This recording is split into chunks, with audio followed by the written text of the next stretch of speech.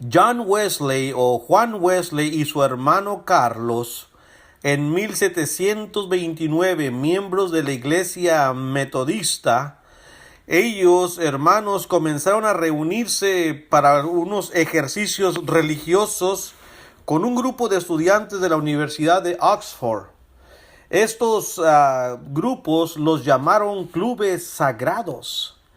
Querían vencer el formalismo y ritualismo de la iglesia episcopal. ¿De qué manera lo iban a hacer? Estimulando la piedad y espiritualidad entre sus miembros, y para eso prepararon un programa en el cual diariamente visitaban enfermos, prisioneros, oraban por ellos 3 veces al día. Y este cambio de dirección, Juan Wesley llegó el 24 de mayo de 1738, cuando haciendo estas actividades de orden espiritual, escuchó un sermón sobre la acción de la fe, un sermón que cambiaría su vida y el rumbo de su dirección. Y entonces a este grupo con nuevas ideas muy diferentes y nuevas prácticas diferentes a la iglesia anglicana, se le comenzó a identificar como metodistas por su metódico modo de vivir. Cuando Wesley murió, estos grupos se unieron bajo una conferencia conocida como la Iglesia Metodista Episcopal. Y antes de morir, John Wesley hizo algo que verdaderamente, hermanos, hizo romper relaciones con la iglesia anglicana. Antes de enviar ciertos predicadores laicos a Estados Unidos desde Europa, le pidió a un obispo de Londres que ordenara a estos, pero como eran predicadores laicos, el obispo de Londres se negó. John Wesley los confirmó por su propia voluntad y así los envió, hermanos, como superintendentes de los asuntos en Norteamérica o en América, como le llamaban ellos, y de esta manera, hermanos, fue desligado de la iglesia anglicana. Esto ocurrió en 1789 y en 1791 murió Juan Wesley. La iglesia metodista episcopal en los Estados Unidos inició, hermanos, en Baltimore el 24 de diciembre de 1784.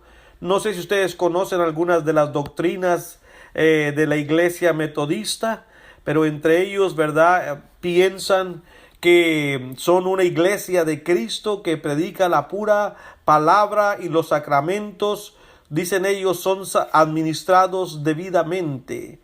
Tienen palabras y fraseologías todavía del mundo católico romano, como los sacramentos. Tienen doctrinas de Calvino, tienen doctrinas del Vaticano. Como ellos, algunos entre ellos no creen en el nacimiento virginal de Cristo, pero aún así son aceptados. Para ellos solamente existen, dicen, 2 sacramentos, que es el bautismo y la cena del Señor, pero le permiten a los que van a ser bautizados que elijan cómo quieren ser bautizados, con derramamiento, con aspersión o por inmersión. También el bautismo infantil está justificado, según ellos, porque Cristo dijo: dejad los niños venir a mí y no se los impidáis, porque de los tales es el reino de los cielos. Dice que los padres de los infantes deben de instruir después del bautismo en lo que concierne a la fe de ese niño que fue bautizado en su infancia. Así que, hermanos, la compleja organización de ese grupo religioso, con todas sus conferencias y poderes y deberes, están regidos por un credo al cual ellos llaman la disciplina. Y ningún miembro de esa iglesia metodista pudiera predicar si no tiene la licencia para hacerlo.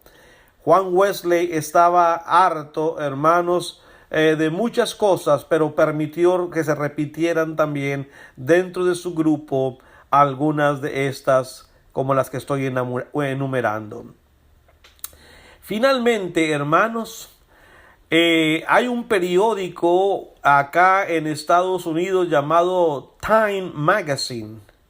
o el Magazine del Tiempo, que en su edición del 15 de febrero de 1963 tenía en su encabezado un título que a nosotros nos incumbe.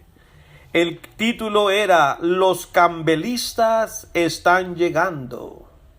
Sí, así declaró el Time Magazine, este periódico rotativo muy importante, sobre todo en ese tiempo en los Estados Unidos. En 1963 decía: esta es una nueva congregación que se estaba estableciendo en Long Island, en los Estados Unidos. No es raro incluso hoy en día escuchar el término campbelista usado como un insulto contra un miembro de la Iglesia de Cristo. ¿Habían escuchado ustedes este término? ¿Somos campbelistas o no lo somos?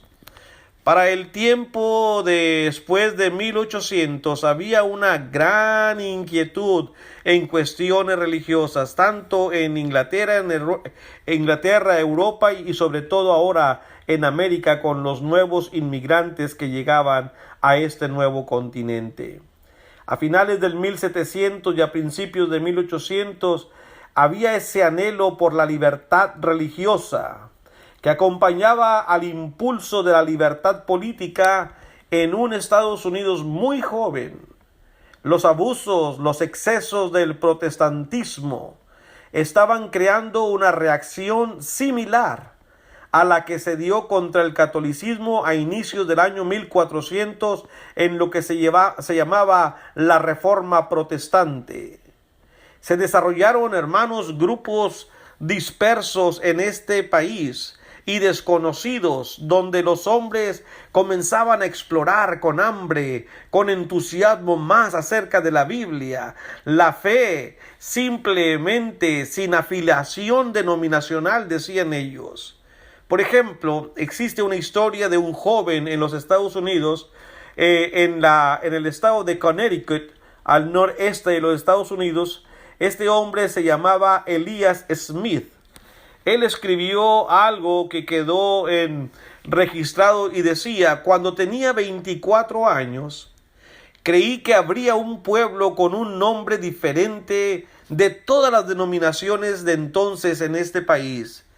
Pero ¿cómo se llamarían entonces? No podía decirlo, no sabía cuál sería ese nombre. En la primavera de 1802, habiendo rechazado la doctrina del Calvino y el universalismo para escudriñar las sagradas escrituras y para encontrar la verdad, encontré, dice, en el nombre de los seguidores de Cristo, o el nombre que ellos deberían de llevar. ¿Cuál era? Según Hechos 11:26, cristianos. Se les llamó a los discípulos del Señor cristianos por primera vez en Antioquía. Este nombre no tenía afiliación denominacional con nadie.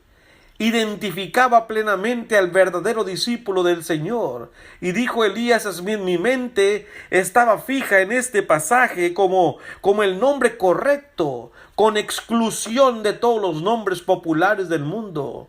En el mes de mayo, en la casa de un hombre que se llamaba Lawrence, en Epic, New Hampshire, otro estado de los Estados Unidos al noreste, dice él, donde realicé una reunión y hablé sobre el texto de Hechos 11:26, me aventuré por primera vez en voz baja a decirle a la gente que el nombre cristiano era suficiente para los seguidores de Cristo, sin agregar las palabras bautista, metodista, anglicano, episcopal, presbiteriano, católico, romano, nada, solamente cristiano. En la euforia de la libertad política recién descubierta y en un espíritu de independencia contra la opresión civil y religiosa, hermanos, los avivamientos espirituales comenzaron a arder en muchas partes de las nuevas colonias en América. especialmente, hermanos, en lo que se conocía en la última frontera occidental, en el estado que es hoy en día Kentucky. A principios del siglo estaba al borde de un gran avivamiento, y un hombre llamado Barton W. Stone sintió que se avecinaba una cosa muy grande que le llevaría a la convicción de un trabajo especial que había escuchado, que había realizado un hombre llamado James McGrady en el condado de Logan, en los Estados Unidos. Pero el tiempo, hermanos, del día de hoy se nos ha acabado.